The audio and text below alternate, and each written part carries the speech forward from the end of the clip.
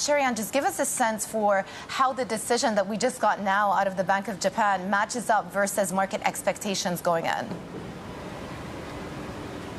Was pretty much expected from what we were seeing this morning, because overnight local media were reporting that we could potentially see raising rates being discussed at this policy meeting. So coming into the meeting, we actually had economists surveyed by Bloomberg thinking that the consensus would be no change in the interest rate policy. But then this morning we woke up to news that they were discussing a rate hike. So that sort of prepared the markets for a potential rate hike. And as you mentioned, ascending the target rate to 0.25%. When it comes to the quantitative tightening side of things, it was pretty much choreographed. We are expecting that 400 billion yen of debt purchase reductions every quarter, which would send the debt purchases to around 3 trillion yen from January to March of 2026. That is also within the realm of expectations, and perhaps that's one of the reasons that you're seeing right now that the Japanese yen is perhaps curbing some of those gains that we saw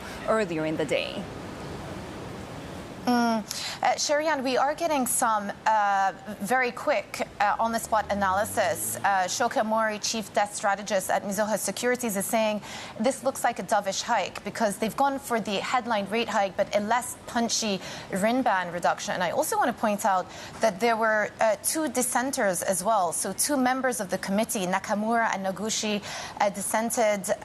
They didn't think that the timing was right for an interest rate hike. So if we piece this together, is the takeaway that even though they have gone for a hike, perhaps the commentary and the outlook and the fact that they've revised down their inflation forecast for this year is slightly dovish? That's really interesting, right? Because coming into this meeting, we were talking about the BOJ potentially turning hawkish if we saw those debt purchase reductions coupled with that rate hike. Now, the reaction from the markets and the reaction from analysts is, as you said, potentially a dovish hike.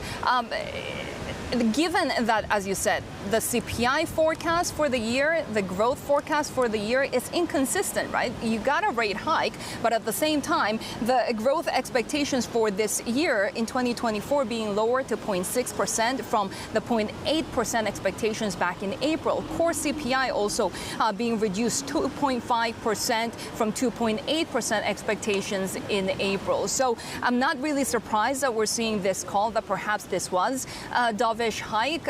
We have heard coming into this meeting that if we see those two steps taken by the BOJ, that potentially we could see the Japanese yen rallying to that 145 level per dollar, according to Bank of America. But the expectations right now that perhaps this could be a one and done for the July meeting, a rate hike, and potentially no more rate hikes for this year, putting a little bit of pressure on the Japanese yen again.